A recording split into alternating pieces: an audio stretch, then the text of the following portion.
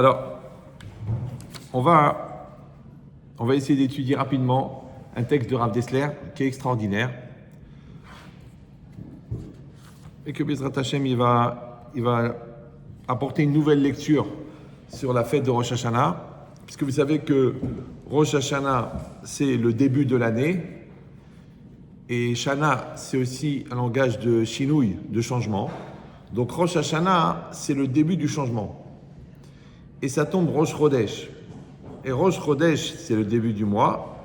Mais Rosh Chodesh, c'est aussi Rosh Hadash, une nouvelle tête. D'accord? Ça veut dire qu'à Rosh Hashanah, toute l'année à venir, elle va être déterminée. Maintenant, c'est une question. C'est est-ce que Rosh Hashanah, c'est le bilan de l'année d'avant? Oui? Ou c'est la préparation de l'année d'après? Parce que si Rosh Hashanah, c'est le bilan de l'année d'avant, normalement, on aurait dû faire le dernier jour de Elul. C'est comme dans la comptabilité, on va du 1er janvier au 31 décembre. Ben là, on aurait dû faire toute l'année jusqu'à la fin de l'année, c'est-à-dire le 31 Elul. Et le premier Tishri, c'est une autre année. Mais comment ça se fait qu'on fait le premier Tishri? C'est-à-dire qu'on parle de l'année prochaine. Donc on parle de l'année prochaine ou on parle de l'année d'avant? Ça, c'est le premier élément. Deuxième élément, on dit dans la prière, Sifre Chaim ve Sifre Metim Munachim Lefanecha. Les livres des vivants et les livres des morts sont posés devant toi. Ça veut dire qu'à Rosh Hashanah, Hachem, il va ouvrir le livre des vivants et le livre des morts. Évidemment, vous allez poser la question, mais le livre des vivants, c'est normal, parce qu'on va juger les vivants. Mais quel intérêt de juger les morts? Ils sont déjà morts. Ça va? J'ai besoin de voir si vous réagissez. Sinon, j'ai l'impression de parler en ougandais. Vous comprenez ce que je dis? D'accord? Donc, il dit Rav Dessler, quand on parle du livre des vivants, ça parle des vivants au présent. Et quand on parle du livre des morts, ça parle des morts au présent. Ça s'appelle en français les morts vivants. Vous me suivez? Donc, dans la définition du mort, dans la Torah, c'est pas simplement, comme dans la médecine légale, quelqu'un que son cœur s'arrête ou son cerveau s'arrête, on considère qu'il est mort. Non, dans la Torah, l'ignorant, il s'appelle mort. L'imbécile, il s'appelle mort.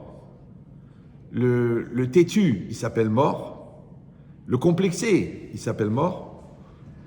Il y a plein de manières de mourir. Le rachat, il s'appelle mort. Ouais. Celui qui est soumis à son Yetzer Hara, il s'appelle mort. Donc en fait, il y a plusieurs natures de mort. Quand on va décider à Rosh Hashanah qui est vivant, qui est mort, et nous on prie, qu'est-ce qu'on dit? Kotvenu Besefer. Vous savez qu'à partir d'un certain niveau d'ignorance, il faut envisager la conversion au judaïsme. Non plus? J'ai besoin de savoir, d'après les blagues, ce que vous comprenez dans ce que je dis ou vous ne comprenez rien. C'est quoi la moyenne d'âge? Levez la main, celles qui ont 16 ans. Ok, ça fait pas beaucoup. Donc 15 ans. Levez la main, les filles de 15 ans. Il n'y en a pas. Ah, il n'y a que des filles de 16 ans? 16, 14 et 13. Ah, 13, ça va être difficile. Même moi, mes filles de 13 ans, j'ai du mal. Hein? Ok. Bon. Donc, qu'est-ce qui est marqué ici? Les livres des vivants, les livres des morts. Regardez qu'est-ce qu'il dit Rav Dessler. Ki yesh asher tochen chayehem. Il y en a dans l'essence de la vie, chaim amitiim, sont des vies vraies, ou metziut amitit, et une réalité vraie. Bon, ça, on va mettre de côté pour l'instant. Après, il continue. Il dit veyesh shechayehem, et il y en a que leur vie, netoulé metziut, est complètement détachée de la réalité. Shechaim ben bedimion avelutam bilvad, qui vivent exclusivement dans l'illusion de leur vanité. Alors déjà, la vanité, le Hevel c'est l'air, d'accord? Et c'est aussi vanité. Dimion, c'est l'illusion. Vous savez que l'illusion n'a pas grand-chose avec la réalité, d'accord? Bilvad exclusivement. Alors qu'est-ce que ça veut dire quelqu'un qui vit dans l'illusion? Par exemple, quelqu'un qui est paresseux, ouais. Donc il est dans l'illusion que sans travailler, il va réussir. C'est bon? Quelqu'un qui ne veut pas évoluer, la fille qui ne veut pas évoluer, Elle est dans l'illusion qu'elle va avoir le chacham, le tzaddik, c'est une illusion. Parce que Akshbochou, mais avec Zivugim, Hachem, il crée les couples. Et les couples, c'est une correspondance. Vous avez des baskets, non? Oui. La chaussure gauche et la chaussure droite, elles vont ensemble. Et la basket, l'empreinte et la semelle, elles sont pareilles. Donc quand vous appuyez dans la terre, quand vous sortez la basket, il y a l'empreinte de la basket. C'est bon? Maintenant, l'empreinte, c'est une empreinte inversée. Donc ce qui est un creux dans la semelle, c'est un relief dans l'empreinte. Et ce qui est un relief dans la semelle, eh ben, c'est un creux dans l'empreinte. C'est bon? Eh bien ça, c'est l'homme et la femme. C'est-à-dire que le garçon que vous allez épouser, si Dieu veut, dans quelques années, il est comme vous, mais en complémentaire. Ça va? Des fois, les garçons, ils me disent, mais Rabbi Chetri, comment vous voyez mon zivoug? Je lui dis, comme toi. Il me dit, chas v'shalom. Comprenez ou non? Si vous êtes quelqu'un de sérieux, on va vous envoyer quelqu'un de sérieux. Si vous êtes tordu, on vous envoie quelqu'un de tordu. Parce que pourquoi on va gaspiller un sérieux pour une tordue? Si vous êtes une menteuse, on vous envoyer quelqu'un qui ne ment jamais et vous allez crever. Ou on va vous envoyer quelqu'un qui ment plus que vous et vous allez devenir folle. Si vous êtes dépensière, on va vous envoyer un radin, ça va être la folie. Ouais. Ou alors quelqu'un qui n'a aucun sens des responsabilités, il dit, bah écoute, il n'y a pas d'argent, j'ai tout joué au poker.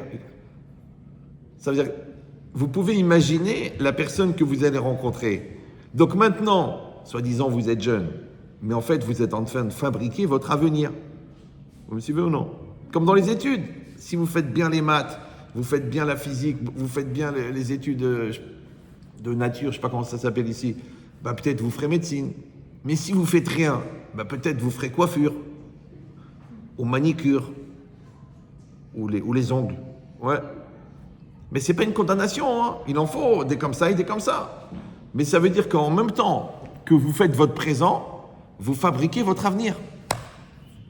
Maintenant, quelqu'un peut dire non, ça me prend la tête, j'ai pas envie de réfléchir, j'ai pas les nerfs, ça me saoule, j'ai envie de. En fait, t'as envie de rêver. Ça va? Mais alors, c'est pas grave de rêver. Ouais, la nuit, quand tu dors. Mais quand tu es réveillé, si tu rêves en classe, le cours il passe. Si tu rêves pendant tes devoirs, ben, la soirée elle passe. Si tu rêves pendant l'interro, ben, l'interro elle passe. Après tu dis, mais pourquoi je redouble? Ben, tu redoubles parce que tu fais pas tes devoirs. C'est bon? Mais dans la vie c'est pareil.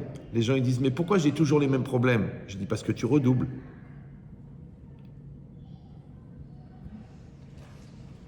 C'est-à-dire que la vie c'est une école. Il y a un programme, il s'appelle la Torah. Il y a les exercices, ça s'appelle les épreuves. Il y a des professeurs. Et il y a un professeur de travaux dirigés, de travaux pratiques. Comment il s'appelle? Le Yetzer Hara.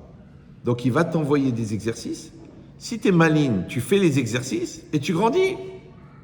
Si tu dis non, j'ai pas la tête, j'arrive pas à me concentrer, en ce moment je réfléchis, et puis ça s'appelle Netoulé Metsiout. C'est-à-dire que la réalité, vous croyez en Dieu, non? Voilà. La Emouna, c'est d'accepter que la réalité qui est en face de moi, elle est adaptée à moi. Ça s'appelle l'Ashgacha, ça s'appelle l'intervention d'Hachem. Maintenant, Hachem, il m'envoie un message, il me parle toute la journée, jour et nuit. Maintenant, moi, je peux répondre ou non. Maintenant, le Yetzer Hara, qu'est-ce qu'il fait? Il fait qu'on se détache de la réalité. Pourquoi? Parce que la réalité, c'est comme l'école. La seule manière de passer de classe, c'est de travailler à l'école. Donc, qu'est-ce qu'il va faire, le Yetzer Hara? Il va t'empêcher de travailler à l'école. Du coup, comme tu deviens intelligent en travaillant à l'école, donc tu vas devenir Khmara. Vous me suivez, une idiote. Oui. Après, tu dis, bah, ça ne me dérange pas, de toute façon, je vais être influenceuse sur Facebook.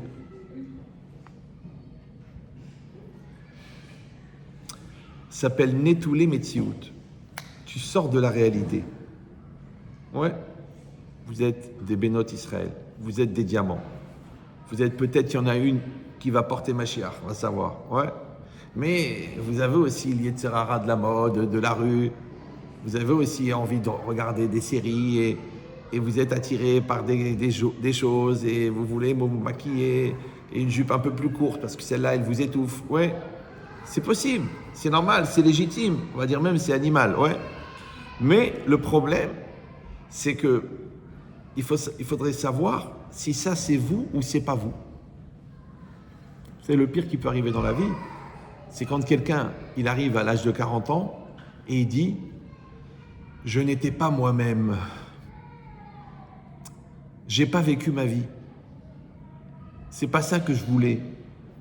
C'est pas ça que je veux. » Alors on te dit « Mais t'avais qu'à faire ce que tu voulais. » Le problème, c'est que pour faire ce que tu veux, il faut qu'il y ait quelqu'un à l'intérieur pour vouloir. Maintenant, quand vous êtes en classe, là vous êtes en quelle classe? Secondaire 5 ou je sais pas. Secondaire 3, 5 et 1. D'accord. Donc disons que vous êtes en secondaire 3. Donc avant secondaire 3, il y a secondaire 2. C'est ça? Maintenant, comment on passe de secondaire 2 à secondaire 3? Parce que vous êtes assis dans la classe pendant toute l'année de secondaire 2? Non. Parce que vous avez suivi les cours de secondaire 2? Non. Parce que vous avez fait les exercices de secondaire 2? Non. Parce que vous avez fait les interros, ouais, les contrôles de secondaire 2. En fait, la connaissance, vous la recevez dans le cours. Les exercices, c'est pour pratiquer la connaissance. Mais le contrôle, c'est pour mesurer combien vous avez intégré la connaissance. C'est bon? Ça s'appelle en français le degré de maturité. Dans la vie, c'est pareil. Tu reçois la Torah, tu reçois des enseignements, tu reçois une éducation de tes parents, tu reçois... Et après, qu'est-ce qu'il y a? C'est de la connaissance. Et après, qu'est-ce qu'il y a? Des épreuves. D'accord? On t'a dit, tu sais, il ne faut pas faire la shonara. Donc, automatiquement, il va y avoir une fille que tu as envie de faire la shonara sur elle. Maintenant, toi, tu dis, mais si j'ai envie de le faire, c'est Mina Shamaim. Mais non, c'est l'occasion de te maîtriser de ne pas faire la shonara. Oui, il y a une occasion de voler, tu ne vas pas voler. Il y a une occasion de s'habiller pasniout, tu vas être remédé de banisayon. Maintenant, c'est quoi l'intérêt? C'est que de la même manière que l'examen, il t'a donné le niveau de maturité, parce que tu es remédé de banisayon, ouais, de la même manière, l'épreuve, elle va te faire grandir en maturité parce que tu as tenu l'épreuve. C'est bon? Et si vous allez dire, bon, c'est un petit peu des généralités. Mais vous savez, moi, je m'appelle Eria Menchetrit, j'ai 63 ans, ça fait à peu près 40 ans que j'essaye d'aider les gens. Et vous savez le nombre de gens de 40 ans que je rencontre et qui ont une maturité de 14 ans?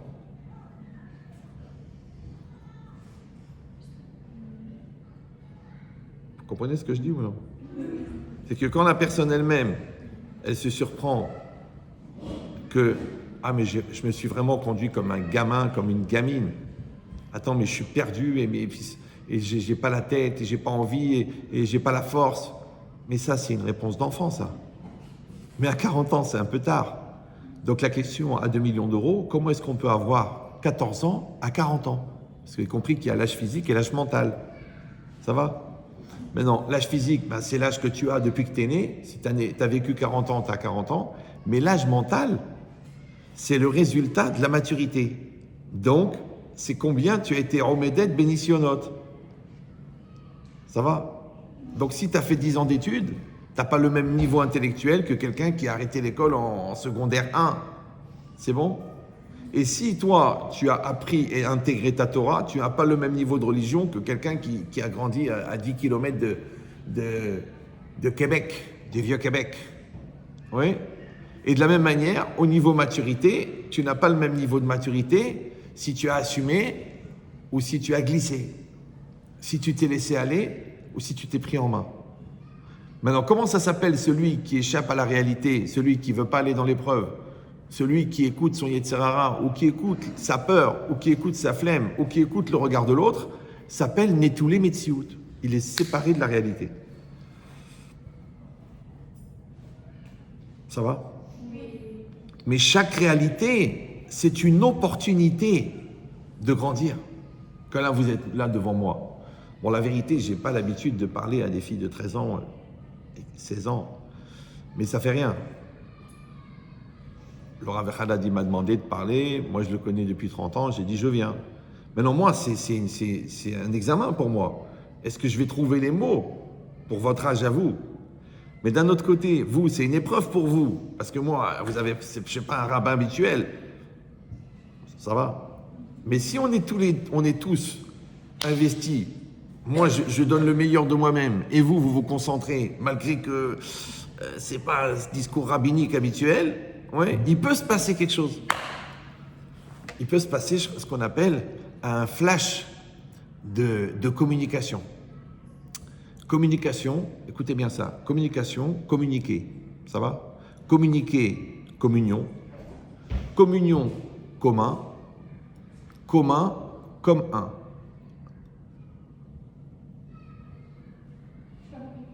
C'est bien. Bon, il y en a une qui le reconnaît sur 30. Non, je rigole. Donc je recommence doucement pour ceux qui pratiquent le cerf-volant. C'est pas grave. Donc, communication. Vous savez écrire communication en français? Ouais. Communication. Dans communication, il y a communiquer. Dans communiquer, il y a commun. Dans commun, il y a comme un. Donc le comme un, c'est d'être en comme union. Ça va toujours? Voilà. Mais par exemple, là, moi je parle, vous écoutez. On est en communication. Donc maintenant, si vous voulez vraiment comprendre, et moi je veux vraiment expliquer, et que vous comprenez, on est en communion. Ça va toujours? Or, union, c'est un. Et un, en hébreu, c'est Echad. Et Echad, ça a une valeur numérique, c'est 13. Si vous calculez Aleph, Chet, Dalet, ça fait 13. D'accord? 8 et 4, 12 et 1, 13. Et c'est la même que Ahava. Et Ahava, c'est l'amour. Donc en fait, la communion, c'est aimer. Ça va toujours? Donc vous avez compris maintenant, papa et maman, ils s'aiment parce qu'ils font un. Et ils font un parce qu'ils s'aiment. Ça va toujours? Si vous aimez l'école, vous faites un avec l'école. Si vous n'aimez pas, vous faites deux. Et deux, en hébreu, c'est quoi? C'est shnaim. Et shnaim, ça ressemble à sonim. Et sonim, c'est des ennemis. Donc aimer, c'est faire un. Haïr, c'est faire deux.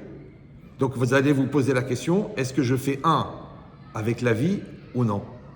Est-ce que je fais un avec la Torah ou non? Est-ce que je fais un avec mes parents ou ils me prennent la tête, ils me saoulent? Ouais. Est-ce que je fais un avec moi-même?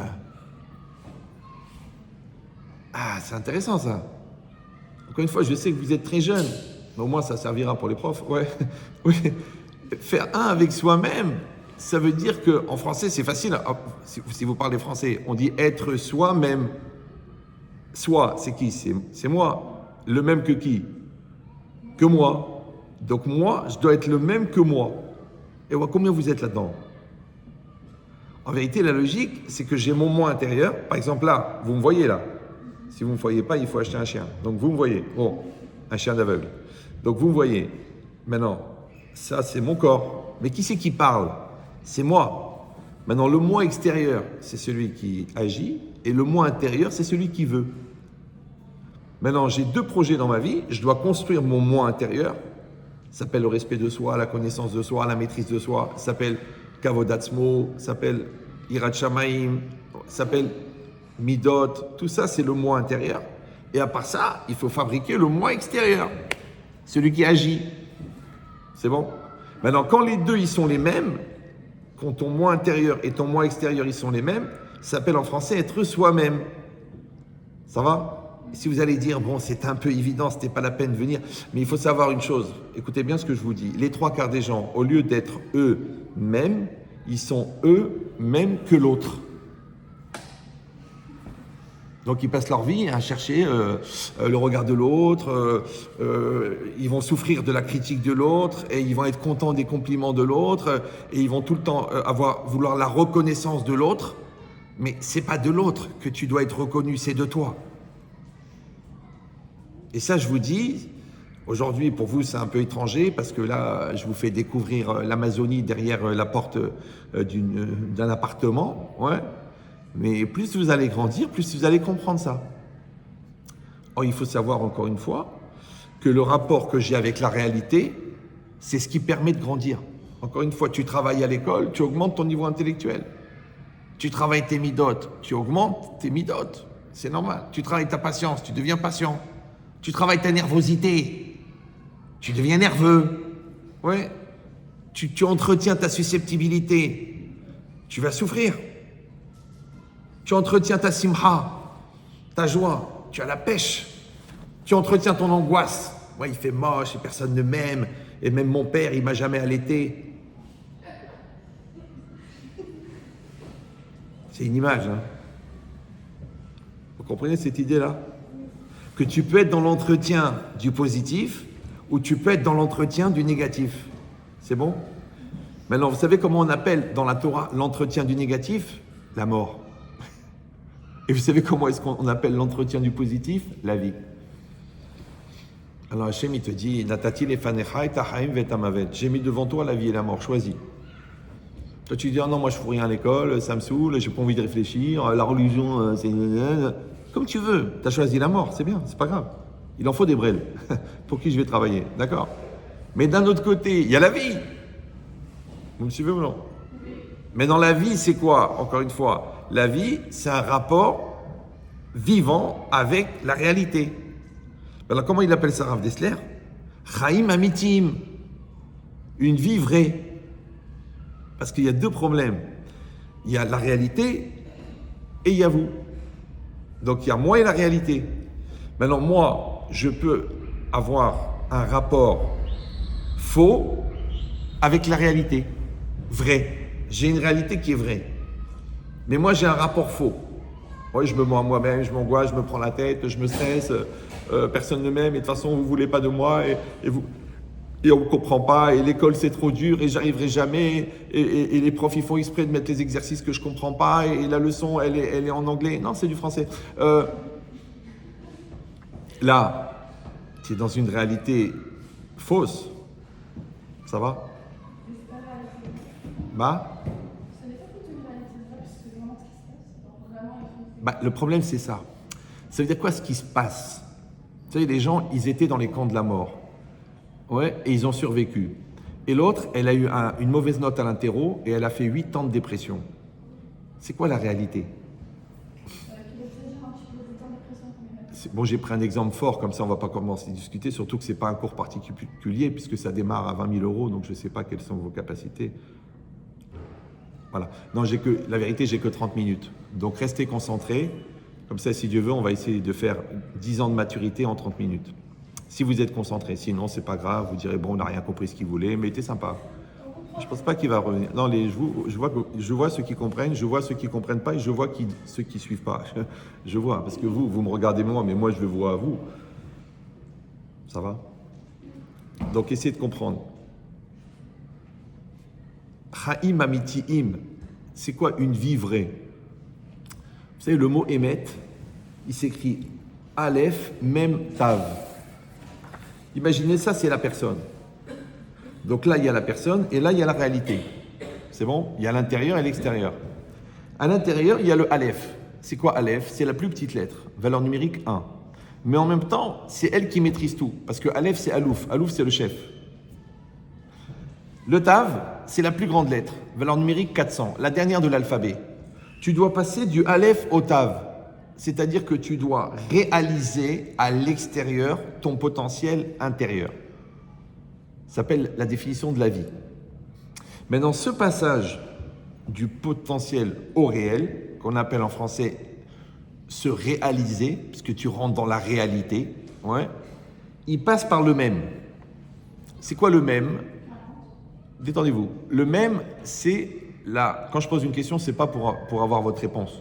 D'abord, j'ai pas le temps et en plus, c'est ce qu'on appelle le dialogue marocain, c'est-à-dire il y en a un seul qui parle. Alors, donc, je rigole. Donc, ça veut dire que le même, c'est la lettre médiane, c'est la lettre du milieu. Ouais. Ça représente l'équilibre. Donc, toi, tu dois passer du Aleph au Tav par l'équilibre. Je traduis. Par exemple, le secondaire 5, il dure 1 an. Toi, tu es au secondaire 4. Tu dis, je ne vais pas attendre 1 an. Donc, je vais faire 10 minutes de secondaire 5, de secondaire 4, et je vais passer en secondaire 5. Mais tu dis, mais non, il faut le temps, il faut les cours, il faut mûrir, il faut évoluer, il faut les examens, il faut que tu rentres tous les soirs chez toi, il faut que tu te prennes la tête, il faut que tu fasses des efforts. Ça prend un an. Comment ça s'appelle l'équilibre? Ça va? Donc, on doit passer du Aleph au Tav en passant par le même, par l'équilibre. Tout ce qu'on fait, ça passe par l'équilibre. Tu veux travailler la modestie, ça prend 10 ans. Il faut passer par l'équilibre. Tu veux être beau en maths, ça prend 5 ans. Tu veux être érudit, ça prend 10 ans. C'est comme ça. Ça passe par l'équilibre. Si tu veux régler toutes les histoires en 3 minutes, c'est pas équilibré. Donc ça va pas tenir. Ça marche pas. Maintenant, quand tu passes du Aleph au Tav en passant par le même, ça s'appelle Emet. On a dit ça que c'est la réalité, ça c'est toi. Donc le Emet, c'est le rapport avec la réalité. C'est toujours bon? Maintenant, si je ne réalise pas mon potentiel, j'enlève le Tav, qu'est-ce qui reste? Aleph même, M. Tu es encore dans le ventre de ta mère. Ça va? Si je détruis mon potentiel, je suis nul, je vaux rien, de toute façon je ferai rien de ma vie, je suis khrada, ouais, j'enlève le Aleph, qu'est-ce qui reste? Met. Le problème c'est que ici dans le Aleph, il y a moi et il y a le Yetzer Hara. Le Yetzer Hara, quand il prend ma place, moi du coup j'existe pas. C'est bon? Et le Yetzer Hara, il se trouve par hasard qu'il est aussi l'ange de la mort. Parce qu'il a 3 fonctions. Il s'appelle Yetzer Hara, mauvais penchant, Satan, ouais, celui qui organise la Avera, et Malach HaMavet, l'ange de la mort. Il a les 3. Donc si cet ange-là, il est en même temps Yetzer Hara, c'est-à-dire une tendance intérieure à la négation et à la négativité, et en même temps il est l'ange de la mort, ça va? Donc ça veut dire qu'il y a de l'ange de la mort dans le Yetzer Hara. C'est bon? Comment tu sais? C'est que quand la personne elle est soumise à son Yetzer Hara, et tu lui dis, bon viens, il reste 4 mois, on va travailler, on va réussir l'examen du cégep, il dit laisse tomber, c'est mort. Pourquoi il parle de la mort? Tu dis, bon écoute, c'est vrai, tu as eu des problèmes avec cette fille, écoute, c'est la veille de Rosh Hashanah, va lui demander, va lui parler, va t'excuser, va t'arranger, va faire le shalom, laisse tomber, c'est mort. Bon, c'est quand même tes parents. Ok, ils ont fait des erreurs, ils sont maladroits. Ton père, il est un peu fatigué en ce moment. Ta mère, la pauvre, elle est pas bien. Je t'en prie, prends-les dans tes bras, dis-leur que tu les aimes. Non, laisse tomber, c'est mort. Pourquoi c'est mort? C'est l'ange de la mort. Qui c'est qui tient ce langage? Celui qui est soumis à son Yetzer Hara. Or, celui qui est soumis à son Yetzer Hara, le Yetzer Hara, il remplace le moi. Et comme il n'y a pas de moi, il n'y a personne dedans. Puisque tu as détruit le potentiel, le Aleph. Vous êtes là ou? Donc quand on te dit il faut être mitgaber sur le Yetzer Hara, il faut lutter contre le Yetzer Hara, vous avez compris ce que ça veut dire? C'est pas simplement qu'il faut pas faire des avérotes et il faut manger kasher et il faut porter une juplon. Et ça c'est évident puisque tu es juif. Ouais. Non, ce qu'il faut, c'est qu'en plus de ça, tu vas construire ta personne, tu vas te renforcer, tu vas être musclé au niveau des midotes, tu vas développer ton intelligence, ta capacité d'analyse, tu vas renforcer ta patience, tu vas renforcer ton investissement dans la Torah, tu vas avoir un rapport avec Hachem de maturité, le rapport du tzaddik. Ou non? Tu vas dire non, c'est trop dur, j'arrive pas, c'est difficile, c'est plus fort que moi, et ça me saoule, et puis moi la Torah c'est pas mon truc. Mais en vérité le problème c'est que pour dire la Torah c'est pas mon truc, pour dire je ne veux pas, pour dire ça me saoule ou ça m'intéresse pas, il faudrait qu'il y ait quelqu'un dedans.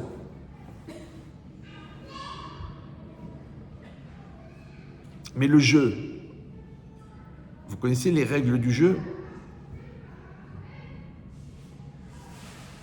Jeu, J-E-U-X, et jeu, J-E. Ouais. C'est que le jeu, il ne se développe pas tout seul. Si vous le développez, il se développe. Si vous ne le développez pas, il ne se développe pas. Si vous avez du respect de vous-même, votre jeu, il devient respectable. Si vous travaillez votre intelligence, votre jeu, il devient intelligent. Si vous apprenez à maîtriser vos nerfs, votre jeu, il devient en maîtrise. Si vous créez un lien avec Hachem qui est sincère et émette, votre jeu, il devient religieux. Donc si vous ne faites pas ce travail, il ne se fait pas tout seul. Ça n'existe pas. Maintenant, les 3/4 des gens, malheureusement, ils n'ont même pas compris qu'il y a un jeu dedans. Or, il faut savoir que si vous prenez une bouteille pleine et vous la videz, elle se remplit d'air. Qui c'est qui a mis l'air? Eh ben, c'est celui qui a enlevé l'eau. Ça va? La bouteille, c'est la personne.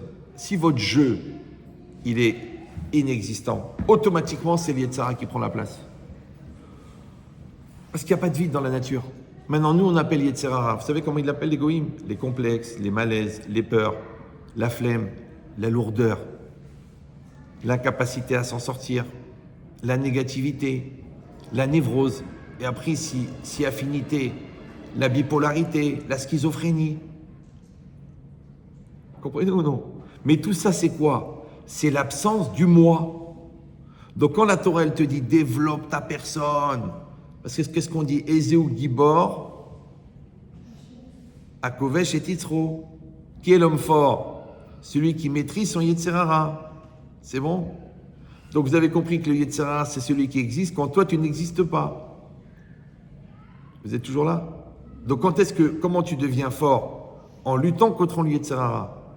Maintenant, Gibor, ça vient de Gever. Et Gever, c'est quoi? Un adulte.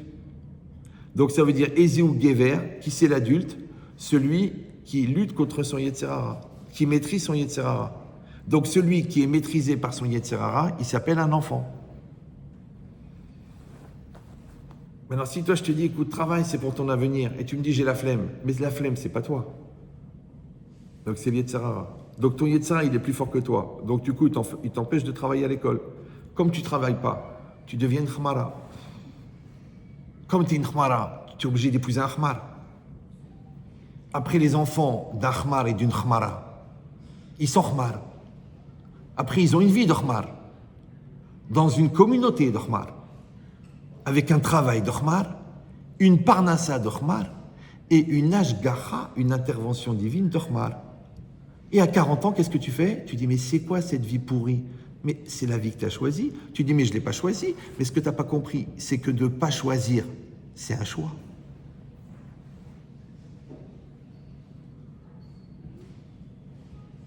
Maintenant, vous êtes là. Là, vous êtes là devant moi. Ouais. Vous êtes là. Vous avez le choix. Grâce à Dieu, vous êtes jeune, vous êtes fraîche. Vous n'êtes pas encore complètement débile des réseaux sociaux, des Instagram, des Facebook, des Snapchat. Ouais, vous êtes bien. Vous êtes tranquille. Vous n'êtes pas cinglé de votre téléphone. Vous n'êtes pas amoureuse du gars de la série télévisée. Vous n'êtes pas en train de vous bagarrer avec vos parents. Allonge ta jupe, raconte ta jupe, allonge ta jupe. Parce que vous savez qu'ils vous aiment. Ils ne vont pas vous conseiller des choses mauvaises pour vous. Vous comprenez ou non? Ou alors non. Vous êtes déjà parti dans le délire comme les 3/4 de la planète. Parce qu'il faut savoir que le vrai agent qui gère les réseaux sociaux, qui gère le cinéma, qui gère les radios, qui gère les ambiances, qui gère Internet, qui gère les vidéos dégueulasses, qui gère la prostitution dans le monde, c'est l'Yetzirara. Comment il s'appelle? La mort. Et toi, on t'a dit choisis ou la vie ou la mort. Donc vous êtes à Montréal en 2024 dans une école religieuse qui est tenue par des gens qui sacrifient leur vie pour que vous puissiez avoir ce cadre protégé. Vous pourrez être dans une école jetée à 14 km de Vancouver avec un piercing, avec la tête rasée de la moitié de la tête, avec une odeur bizarre quand vous marchez. Ça sent la drogue. Tu pourrais dire, mais comment je suis arrivé là? À Rosh Hashanah, on va vous donner le choix. Et si vous allez me dire, mais il nous parle de choses, Hazvé Shalom, ça n'a rien à voir, c'est loin. Non, non, non, non, non. Vous savez, un arbre, le plus grand arbre, au départ, c'était une graine. Donc maintenant, on est dans la période des graines. Qu'est-ce que vous attendez? Vous attendez de voir l'arbre pour vous demander qu'est-ce que c'était comme graine. Maintenant, vous avez la possibilité d'améliorer la graine, ouais, c'est-à-dire vous-même. Vous pouvez mettre de la Torah dans votre vie, mais sincère. Vous pouvez mettre de la prière dans votre vie. Vous pouvez mettre le travail des midot dans votre vie. Vous pouvez faire vous travaillez la volonté, ouais, vous travaillez la patience, vous travaillez la compréhension, vous travaillez l'empathie, vous travaillez la sympathie. Tout ce que vous travaillez, en vérité, vous améliorez votre graine. Quand elle va pousser un arbre de 20 mètres de haut avec plein de branches. C'est vos enfants, vos petits-enfants, vos arrière-petits-enfants. Mais tous, ils viendront de la graine. Ça va? Ou le contraire. Vous dites, bon, il nous a saoulés pourvu qu'il s'étouffe. Heureusement qu'il ne vient pas souvent. On préfère les rabbins classiques, bon. Mais c'était une opportunité. Ça s'appelle, en français, ça s'appelle accélérateur de maturité. Moi, à Paris, ils m'appellent décapsuleur de potentiel. Alors, je sais que vous êtes jeune. Je sais que ça vous passe un peu au-dessus de la tête. C'est pour ça que je l'ai enregistré. Et si vous voulez, demain, ou dans 1 an, ou dans 5 ans, vous allez réécouter, vous allez dire oh, « j'ai compris ». Maintenant, même si intellectuellement, vous ne captez pas tout, mais au niveau intuition, vous devez ressentir si c'est bien pour vous, c'est mauvais pour vous. Alors, si vous ressentez que c'est bien pour vous, c'est que le Yetzer Hara, il vous a laissé encore un petit peu de liberté. Mais si ça vous saoule, vous n'avez même pas envie d'écouter, ou que ça vous passe au-dessus de la tête, ou vous dites « je ne comprends pas son langage, c'est pas un rabbin classique », il y a quelqu'un qui vous empêche d'écouter. Maintenant, comme disait le Rav Colombo, vous l'avez connu? Non, ils sont jeunes. Le Rav Colombo, il était inspecteur à un moment. Ouais. Il a dit, quand tu cherches le meurtrier, tu poses la question, à qui profite le crime? Donc vous, je vous demande une seule chose. Vous allez mettre une caméra au-dessus de votre tête, ouais, ce qu'on appelle en français la conscience, ou la hirat shamaïm, et quand vous allez parler, quand vous allez agir, quand vous allez penser, vous allez vous demander, ça, cette pensée-là, cet acte-là, cette parole-là, elle me fait grandir ou non? Ça va? Mais à chaque fois que vous n'aurez pas réfléchi, à chaque fois que vous n'aurez pas maîtrisé, à chaque fois que vous n'aurez pas la tête, il y a quelqu'un d'autre qui va tenir le volant. Et c'est pas vous. La preuve, c'est qu'après que vous avez fait la bêtise, et qu'on vous dit, mais comment tu as pu faire une bêtise pareille? Vous dites, c'était plus fort que moi. Je n'étais pas moi-même, ça m'a échappé, j'ai pas réfléchi, ou alors de toute façon, c'est à cause de toi, c'est à cause de vous, de toute façon, vous ne me comprenez pas, vous ne m'aimez pas. Donc il faut savoir que les gens qui ne savent pas ce qui leur arrive, les gens qui ne comprennent pas pourquoi ça leur arrive, et les gens qui transfèrent la culpabilité sur les autres, ça veut dire qu'il n'y a personne dedans pour assumer. Or, je rappelle que le mot personne en français, il veut dire personne et personne. Donc tu peux être une personne ou tu peux être personne. Maintenant, la seule manière de ne pas être personne, c'est d'être quelqu'un. Ça va? Et quelqu'un, c'est quoi? C'est unique. Donc tu n'es plus personne quand tu as débloqué et tu as développé ton côté unique. Maintenant, le Yetzer Hara, il va t'empêcher de développer ton côté unique parce qu'il veut que tu sois comme tout le monde. Maintenant, n'ayez pas peur. Pour devenir unique, c'est très simple. Le programme, l'école, c'est la vie. Le directeur d'école, c'est Hachem. Le programme, c'est la Torah. Les exercices, c'est les épreuves de la vie. À chaque fois que tu vas prendre ta Torah et tu vas te confronter à la vie, automatiquement, tu vas développer ton côté unique. Ça va? Comme tu vas développer ton côté unique, tu vas être quelqu'un. Comme tu vas être quelqu'un, tu vas être un devant Hachem. Donc Hachem, il va s'occuper de toi personnellement. Maintenant, si toi, tu ne veux pas être quelqu'un, tu vas être personne. Maintenant, Hachem, il a une manière de gérer les personnes. Ça va? Maintenant, à Rosh Hashanah, on va juger qui, à votre avis? Les quelqu'un ou les personnes? Si tu te présentes comme quelqu'un, Hachem, il va regarder tes besoins, il va regarder tes ambitions, il va regarder ta spiritualité, il va te dire, ok, tu as besoin de ça et de ça et de ça, je m'en occupe. Mais si toi tu dis, non, moi je suis personne, j'écoute mon Yetzer Hara, j'écoute ma peur, j'écoute mes complexes, j'écoute ma lourdeur. Donc tu deviens personne. Personne, c'est comme l'herbe, c'est comme la peinture sur le mur, c'est comme la couleur là, dans dans le nylon, c'est personne. Si tu as choisi d'écouter le Yetzer Hara, automatiquement tu deviens personne. Si tu deviens personne, l'intervention divine, elle s'appelle Ashgaha Klalit. Hachem, il gère en général. Mais toi, tu veux une Ashgaha pratique, tu veux qu'Hachem il t'accompagne dans tes études, dans ton évolution, dans ta santé, tu veux qu'il te choisisse le khatan, tu veux qu'il te prépare la parnassa, tu veux qu'il te choisisse la maison, tu veux tout ça. Ça, c'est Ashgaha pratique. C'est une intervention personnelle. Et pour ça, il faut être quelqu'un. Et pour être quelqu'un, il ne faut pas être personne. Or, celui qui écoute son Yetzer Hara, il est personne. Ça va, c'est clair? Donc, vous avez compris maintenant. Qu'est-ce que c'est Sifrei Chaim et Sifrei Metim, Munachim Lefanecha? Les livres des morts et les livres des vivants sont ouverts devant toi. C'est-à-dire qu'il y a des gens en Rosh Hashanah qui vont choisir la vie. Donc, ils vont choisir l'effort, ils vont choisir l'évolution, ils vont choisir la Teshuvah, ils vont choisir la Hirat Shamaim, ils vont choisir de travailler, ils vont choisir de lutter contre la lourdeur, ils vont choisir le courage, ils vont choisir l'indépendance. Il y a des gens qui vont dire non, laisse tomber, ça me saoule, moi je m'amuse avec mon téléphone et grâce à Dieu j'ai fait 150 000 à la PlayStation et après dès que je serai plus chez mes parents, je m'habillerai comme je veux et si j'ai envie de sortir avec Christian, je pourrai le faire. Tu auras toujours le choix. Ça s'appelle Sifrei Chaim ve Sifrei Metim. Maintenant, ne croyez pas que parce que vous êtes dans un milieu protégé, vous êtes protégé. Le milieu protégé, c'est vous apprendre à vous protéger. Quand vous sortirez, peut-être vous serez dans un cégep, loin, peut-être vous serez dans une faculté, va savoir. Ouais, c'est ce que vous êtes qui va vous protéger. Mais quand tu comptes sur le cadre pour te protéger, quand on enlève le cadre, les lions, ils peuvent rentrer. Donc je vous souhaite, Bezrat Hashem, d'être écrit dans le livre des vivants, parce que vous serez vivante.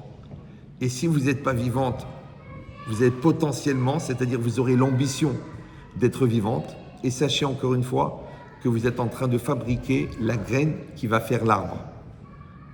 Vous savez, j'étais avant-hier, il y a un monsieur qui m'a accompagné. Bon, j'ai fini, mais je vous donne juste une anecdote.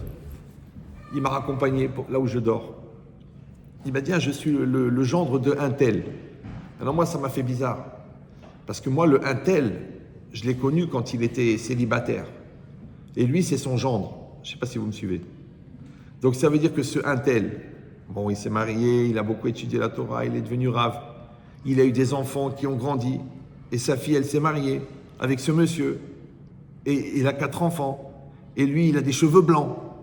Lui, le gendre du gars qui était dans mes cours il y a 30 ans, ou 35 ans. Ouais. Ça veut dire quoi? Ça veut dire que le temps passe. Donc si dans 20 ans, vous voulez être heureux des 20 ans que vous avez vécu, ça commence maintenant. Imlo Arshav et Matai. Allez, Hazak Baruch.